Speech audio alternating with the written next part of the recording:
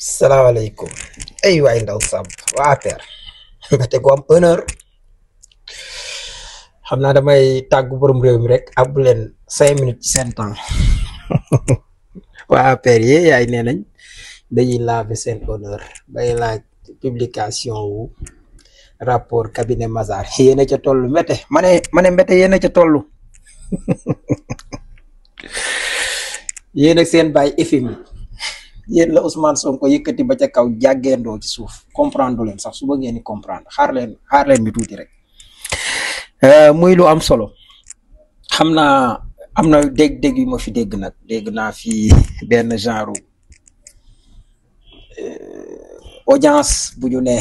moom lañ accordeel Macky Sall yaay waa APR génn nee nañ dañuy wedd yéen Macky Sall da leen mos a considéré faalewu leen sax gis nga li Abdoulaye doon wax Omar Sarr bu réew mi mu ngi leen yéen a ngi nii toog xamu leen sax ci lu mu nekk Macky Sall moo yées sax Idriss Seck yéen faalewu leen bu ngeen gisee ni bi mu demee ba affaire yi ni muy régler problème koo ñuy bàyyeeg sa njaboot kan nga leen di bàyyeeg tappale yooyu yëpp bi mu demee ba kii boppam la doon sauver parce que boppam la amnistie xam na li xew ay nit jógee palais jógee prison di dugg palais léegi ki jógee palais moom fu muy dem kon boppam la doon sauver ak intérêt dëkk bi fi ñu tolloon nag nga gis que noonu la mënoon a demee ci ñi nga xam ne ñoo jiite buñ noppee duñ yàkkamti topp gars yi niñ leen war a toppi mais ci foofu gis naa ñu bëri ñu ci daanu même des chroniqueurs wala même sax sama waay Ahmed Aïdara donte ne man nag moom d'accord ma ak yow parce que parfois nit ñi dañuy mer muus li ñu def yëpp Macky Sall moo ko togg dàq ma ci waa France bëggoon loolu invité président Diomaye invité Macky Sall bëgg ñu génne mais bu affaire bi essayé Macky Sall moom da ci rocceeku ne la comme dara xewut te wax ji yëpp jamono yi lu dul gisee ak Diomaye ko gënal mais nag information day des parfois nit ki du luñ la jox rek nga génnee ko noonu parce que y a des paramètres yoo xam ne mat naa lijjanti gës ko pare foofu laay wax Ahmed képp ku la jox information intérêt ma nga ci gis nga jamono yi mooy ki dëkk Kaolack waaye tur bi laay fàtte soxna soosu nan aji ndaw la yaakaar na mooy bi ñu téye Ousmane Sonko fii mooy bi ñu koy indi fii ñu indi ko ci kaawu tribunal bi rek am waa APR yoo xam ne te moom da doon wax ne waa APR ci biir présidence ñoo koy jox information nit nag da ngay moytu am na ñu lay jox information yoo xam ne bu leen seen kilifa yëgee suñ amee xel liñ leen di wax mooy yow mi ñuy jox li xew na ba pare dinaa ci ñëw dinaa leen andiwaale sax kaawu Baye Mbaye MC ak audio yi dégg naa sax ki ñuy wax dafa bàyyi Cheikh Tidiane Niass di ci wax la ma ca waxoon ku laaj Cheikh Bara Ndiaye dina la wax ne saaw la fa waxoon na ma li damay jàngale rek gars yi ñuy jéem a tey man ëpp ma kenn xam-xam bari na lu gars yi yëg am na ci lu bari dañ la koy teel a yëgal yow sax la ñuy njëkk a utiliser mais da ngay xam ba ca man xam naa nan laay trier information ba xam li ciy dëgg ñëw na ma naj ko ne pat donte na nag xam naa ne Macky Sall moom gis Diomaye jamono yi daf koy teel dox na ci nag lu man mais amul aji ndaw moomu yaakaar naa bi mu waxee ne Ousmane Sonko dañ ko yóbbu fenn ci guddi gi daal di koy drogué ba jël ci moom ay photo am na fuñ kii pour ku di préparer nangam xam nga ku jaaxle ci jamono yooyu rek nga génne joxe ndeysaan boobu sama benn xarit mbokkam la saaxo ba maa ngi lay ziar mer naa ba groupe biñ bokkoon sax dafa génn ma ne leen moytu leen lii ma ne leen lii la tubaab di wax idiot étude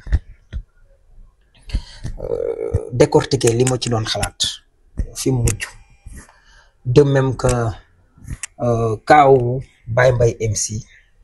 ak Adji Sarr bu jaaxle di sa taalibe woola audio 18 minutes boobu mujj nga jot muy bi doon def affaire boo xam ne doy na sëkk ci loo xam ne moo doon wane ne gars yi ay tappale lañ ci moo tax bi ma Cheikh Bara expliqué ne Baye Mbaye bi mu ko woowee bañ dem ci otoom mu déglu affaire yi mu gis lii ak lii ma ne ko Cheikh Bara mu ne ko damay bañ soit Baye Mbaye MC loolu nag sama kii la damaa supposé ne ko soit Baye Mbaye MC di complice wala muy idio utile. bi ma laajee idio utile mooy lan andil naa ko ca théâtre Rama Thiamba ak Lamine Ndiaye yéen a ngi koy fàttaliku dama jaar nii rek dégg ñu ne ma sa yaay dee na ma waxee ko noonu ma ne ko Adji Sarr bonle na mook Mamour Diallo génn nañ audio 18 minutes boo xam ne kenn du laam-laame ne ñi xam Mamour Diallo kenn du ne du Mamour Diallo fayal clim beeg mi ngi kii ak looy def nii nangam ak yem ca wax yem ko dikk ak yooyu yëpp loolu dafa leer dana naññ. léegi nag biñ xamee loolu xam ne mbir mi yàqule nañ ñu woo Adji Sarr comme yaa joxoon waa ji audio yee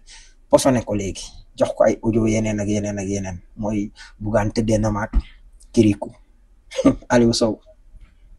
ba ci Ahmed Khalifa Niass ku ne xanaa lu ñooñu ak lu ñu sikkoon sikk sax jamono yooyu danañ moytu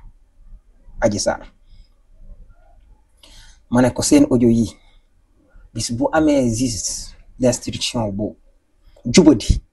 ci yii la nar a jéggi ba far audio 18 minutes bee pile na ma ko waxee woon ku laaj Cheikh Bara dina la wax ne Saa Wolof wax na ma lii su la waxee la am lii waxante nañ ko ba ma wax ko nag ne ko nag sëriñ si nag jamono yi man dama jàpp ne waru woon a nangu abbé yi yóbbul leen ko ci confession noonu lañ koy waxee yaakaar naa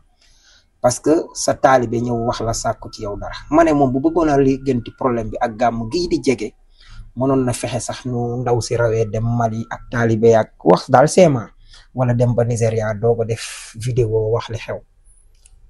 Cheikh Bara ne ma non loolu du ko mën ndax Macky Sall ak état nangam pourtant ginnaaw bi gis nañ Ngagne Demba Touré dem fii ak Ibrahima Sall ak bon pour ma yemale foofu rek ñu wax tey jii loolu moo tax Ahmed Aïdara loolu laa lay bañal gis nga gars yi dañu doy waar te bu ñu xamee crédibilité bi nga xam ne moom nga am ci projet bi ak loo mën a wax mooy nit ñaa ngi lay déglu yu mel ni bu jaaree ci ku mel ni yow jaar ci ku mel ni man suñ ci teeyut rek mbir yi mën na la loolu mais c'est pas méchant parce que lim naroon a yàqu ci dara. gis nga Atepa Goudiaby bi mu invité Ousmane Sonko lu mel ni def nañ ko xoolal Amadou Ba dafa bàyyi ba Ousmane Sonko di ñëw mënoon nañ fa bañ a daje parce que ak protocole ak yooyu waaye gis ngeen Amadou Ba bi muy nuyoog Sonko temps yi da ngaa jàpp forme lu ci déyaate li ci déyante andi lu ci jar déyante waxoo fa dara lu garaaw da ngeen a tooñante rek ci ku gëj a gis sa rak mais xool leen li tax may wax li nag peut-être que ngeen na ma damaa dëgëru fit ku ma wax ne loolu la wax waaye la Ousmane Sonko tontu moo tax ma jàpp ne lii la wax bi Amadou Ba sëggee déyante nguri ba noppi Ousmane Sonko daa siggi ba jàkkaarloo caméra yi micro yi di jël mu ne ko waaw pourtant de nit ñaa ngi naan dama gën a jeex un fin politicien Ousmane Sonko day politique ba politique fu dara newul nit ñi nag dañ ko comprendre ko politique maanaam rien n'est gratuit lu nit def rek am na lu tax moo tax boo ci nekkee da ngay jéem a mbom même boo meree nga muus kon jéem nañ ko ñoom Macky Sall antuwut ñu doog a génn jël woo seen chronomenteur yeeg yooyu ñuy taxaw di wax Ahmed lii bum la dalati dee ko seggaat ko waaye ba tey xam nga déglu naa sorti démb waa taxaw ñu def lu am solo nag sàmbeen yooyu Issa Laye ak sëñ ba sàmb maanaam Bart mooy ki wor ñëpp ba pare di victimiser wu nee na Khalifa ko war nee na Sonko nangam dafa benn way Thione Seck way Omar Pène bu ma doon déglu démb ci benn live man xam nga daaw ma déglu Pène quoi parce que nag wayam dafa compliqué ci boo nekkee xale du leer bon sama kii woon léegi nag bi ma gënee màgg gën a dégg wolof loo ci déglu da ngay comprendre quoi parce que day riim quoi ni muy wayee dafa tayal naa koy quoi yaa ngi may moo tax Pène moom yiw laa gënoon a fan mais dafa am way boobu mentalité mu ne bu la dara jaral ba ngay yàq ki la gën mu ne royal ci faydaam ba yokk ca daal ne mentalité noonu la war a demee gis nga roy lu baax sa noonu wala pour ma wax sa adversaire ay qualité am jàngat roy ko daf lay yokk mooy li Abdou Guité Seck di way naan dir déglu say noonu amaana sax ñooy say soppe lu mu ci mën a doon it déglu leen soo muusee mu leeral sa yoon maa ngi tuub de gars yi sama machine ba kii nu mu tuddati maa ngi tuub voilà soo muusee mu leeral sa yoon loolu dama ko déglu ci way wi déglu Baye Pen dëgg wayam woo mu am solo daf ne mentalité mu ne def jëf joo man baax na ca bu la dara jaral ngay yàq ki la tane royal ci faydaan ba yokku ca yow laay waxal yow mii way woowu daal mooy mentalité dafa am solo dama ci jàngat par rapport ak Ousmane Sonko ni gars yi waroon a jàngatee ci ay mbiram mais noonu ko tax na duñu ko mën a jàngat parce que mbañeel moo am loolu te pourtant Ousmane Sonko ak ni état organisé lépp ak organisation ma ki tappale katam ak yëpp mais moom réussir na chaque fois mi ngi lucide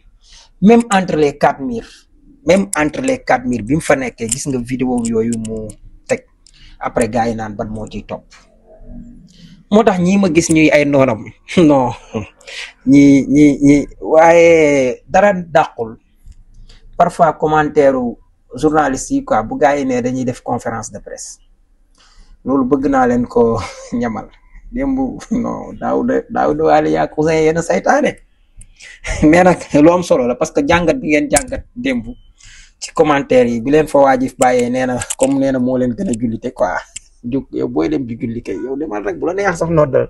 mais di forcer nit ñi ak yu demee noonu xam nga doo seen bàyyi doo nangam ak nangam xam nga ba pare mi ngi noonu mbir mi fa ngay defee am na jullikaay mais jugal rek dem après gars yi topp la ñaata ndaje la Ousmane Sonko nekk ci ndaje dem julli ji man mii nit mënta am ma nekkal la ci ndaje julli jot dew ma julli mais dafa tax ngay di kii ni déema fonto nit ñi naan def leen julli ji wala nangam dama leen bëgg a may ci commentaire u gars yi ñuy def yëfu saytaane nii yaay diggante Daouda ak Ousin ak ñoo saytaane yëgul sax xew mi déglu ko Chérim, il est même pas au courant parce que d'habitude Cheikh Thiam l'ambassadeur fu ñu sax invité Chérim Seck ci événement yi mel nii moom mooy ñooy ànd te moom mooy tey ci communication bu Pam nga ñay invité Cheikh Thiam l'ambassadeur moo ko yóbbu ci plateau jàkkaarloo moo ànd mo ci plateau Faram Facce dama dem léegi waxtaan moom mooy Chérim Seck yëgul sax ni moom la ñu tuddee bi les conférences de presse loolu tamit dafay dof indi ay motokaay tamit dañoo war a jóg si affaire bi moo la bàyyi ay manipulation quoi ay amalgame maanaam Cheikh Thiam ak Ahmed Ndoye ak Karimat gars yi dañuy njëkkante fi ne nii moo tax Badara Gadiaga ba mu nekkee naan chaque àjjuma mu wax di jaay réewande te xamul ne ñi mu toogal dañ koo teg bët am na ñoo xam ne dañ lay teg bët de même que Abdou Nguera maa ngi fàttali bu ma toogee ak Fallou Diagne mu naan ma non man maa war a gën a wax lu bari parce que Abdou Badara la nee na moo remplacé Abdou Nguer ak Badara boobu ma ngay def calendrier Mass ak Macky Sall bu ñàkk jom gis sàcc suñu alal ba pare moom ñoom Amadou Ba ñëw di leen jox ci affaire parce que lii lañ soxla quoi comme ñoom dañ leen a jiital bëgg ñu leen di waxal léegi nag gars yi dañuy siisante maanaam mooy chronoposant yi dañuy siisante moo tax ku yabu rek parfois da nga ciy gis ñoo xam ne bu ñu amoon xel mën nañu fexe ba continuer jariñoo li ñu am ci gars yi mais noonu ngay dof di jaay dafa indi ay motokaay tamit dañoo war a jóg si affaire bi moo la bàyyi ay manipulation quoi ay amalgame te la ñu ci ko jëm ci professionnalisme en fait mais amateurs yi nañ ko bu fekkee ñoom ñu am amoon droit créer seen mouvement def leen neex mais nañu dëggal seen bopp quoi sànq day wuy li ngeen laaj tout à l'heure mooy bu nga nee ma koo xamante ni chaque fois dafa yàgg taxaw di xaas ki nga xamante mooy Madiambal Diagne xas Cheikh Yérim Seck lu tax léegi ñu bàyyi ba léegi ñu tuddee ki nga xamante ni moom mooy Cheikh Yérim Seck li nga xamante ni moom mooy point presse bi te attention gis nga li si yéene dañuy bàyyi ba nga ñëw ñu nga def liste présidentielle yi yow sama mbokk bi les soxla la léegi ci li nga xam feuille de présence ba lay wax fekkante fekkoon da nga ko invité bu njëkk dina xam bu baax a baax ne elle a été invité il faut être professionnel dans la vie. ku ñëw ñu ne la ci nga. buñ juree jàmm. wallaahi buñ juree jàmm. dama dafa c'est très bizarre en fait c'est que dafa réelu sax à la limite en fait c'est que man li xam nga impression la may jox daf may jox maanaam c'est Karim en fait c'est Karim du début à la fin c'est Karim Zade c'est la personne de Karim moom mooy rappel à l'ordre c'est rappel à l'ordre boo xamante ne organisation mouvement la waree amul ordre rappel à l'ordre bu amul contradiction man jàpp naa ne lii raisonnement wu Karim la parce que xëy na yëpp naa ko mën naa ko tooñ mais maanaam moom mooy raisonné noonu c'est-à-dire moom mooy raisonné noonu ci affaire de lay xam nga sa waay est-ce que ni ko tuddee diw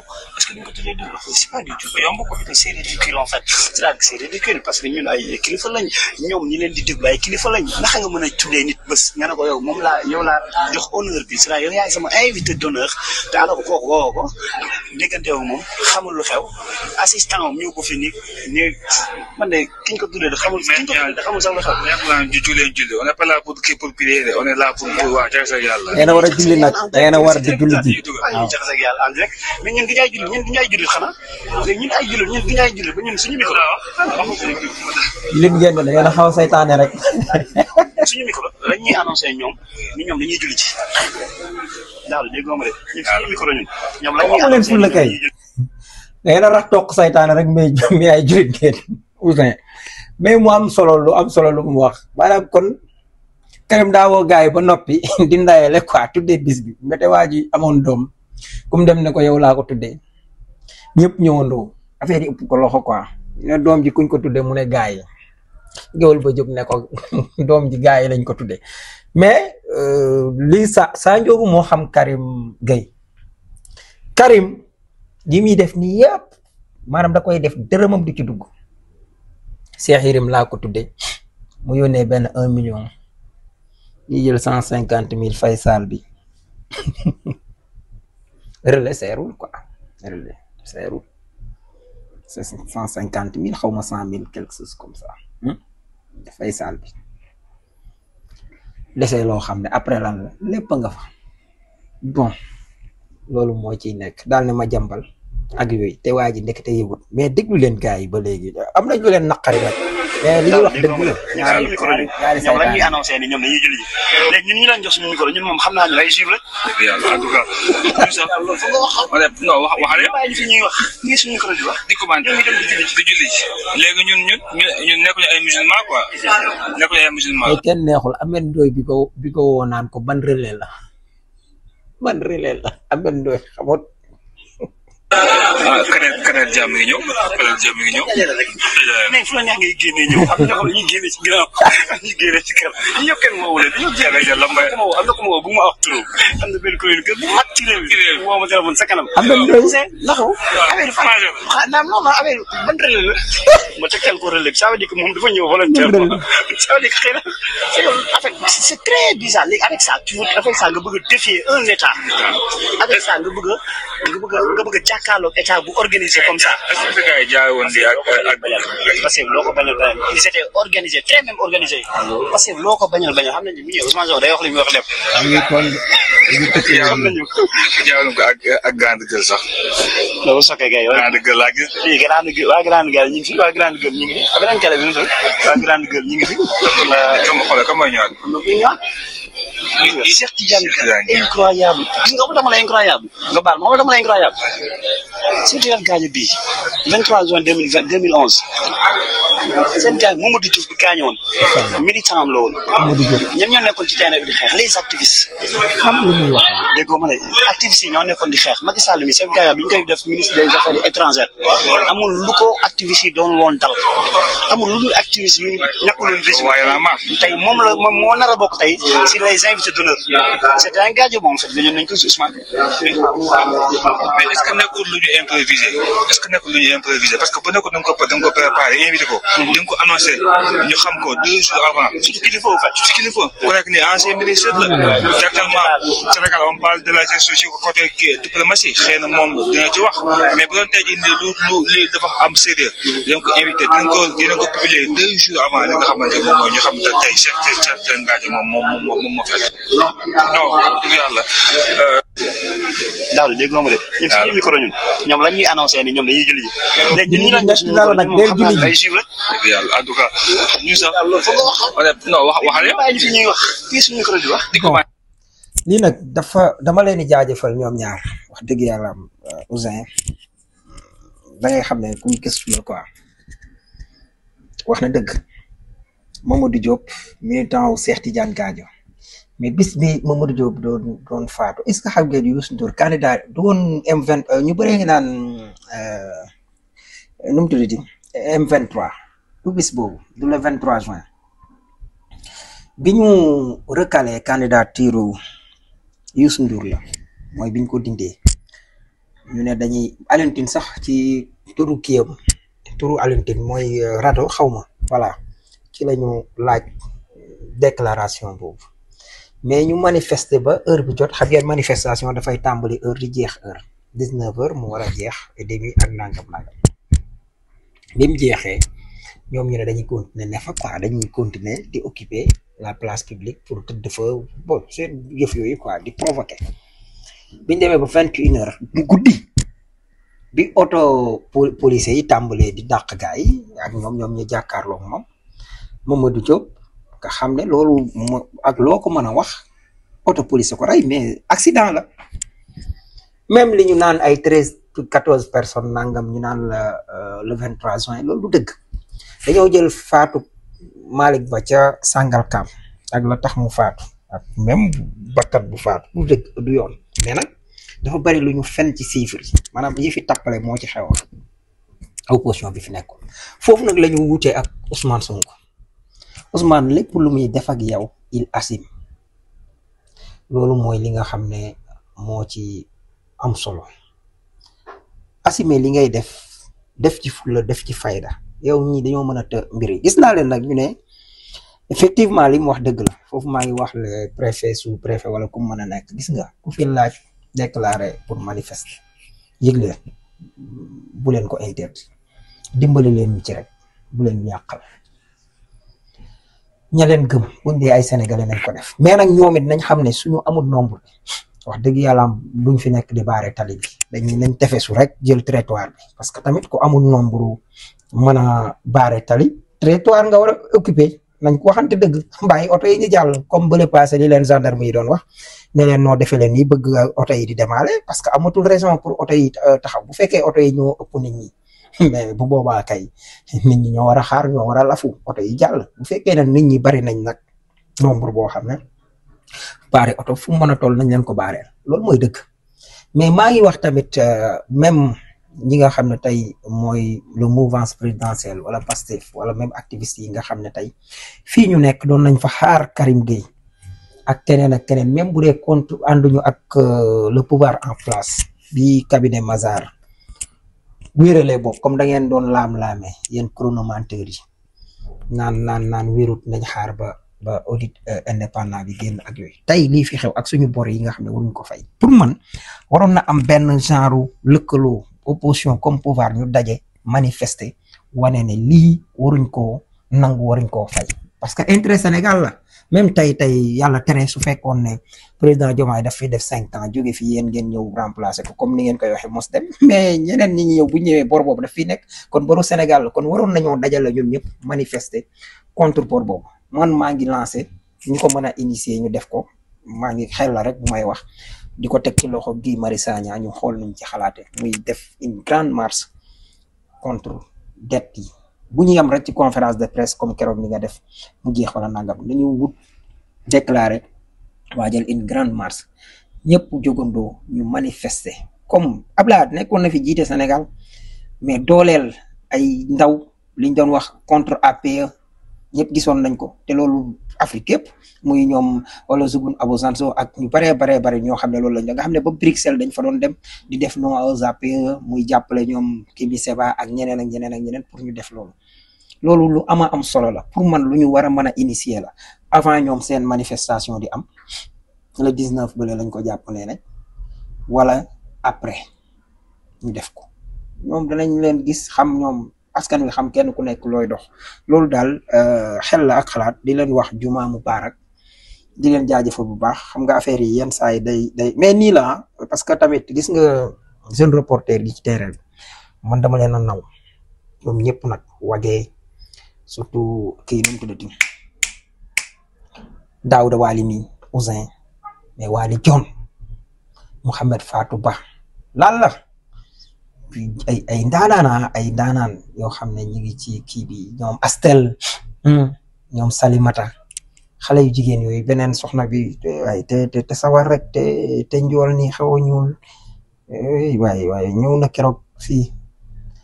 Zeynabu yaakaar naa noonu la tudd voilà maa ngi tudd bu fekkee faat ñoom dañu nekk ñoom ñooy def liggéey bu am solo di dem mais ñi ngeen def jël seen responsabilité ku leen manqué respect moom ci saa si yéen a moom seeni commentaire yéen a kii ci micro wax leen seen xalaat waaw bu ko defee askan wi xam la fa xew dëgg-dëgg maa ngi leen di jaajëfal bu baax mais nag du ngeen di juif de waaye rax ngeen toq saytaane nag ay musulman ngeen mais rax ngeen tuuti saytaane Ouzin yaag Daouda jaajëf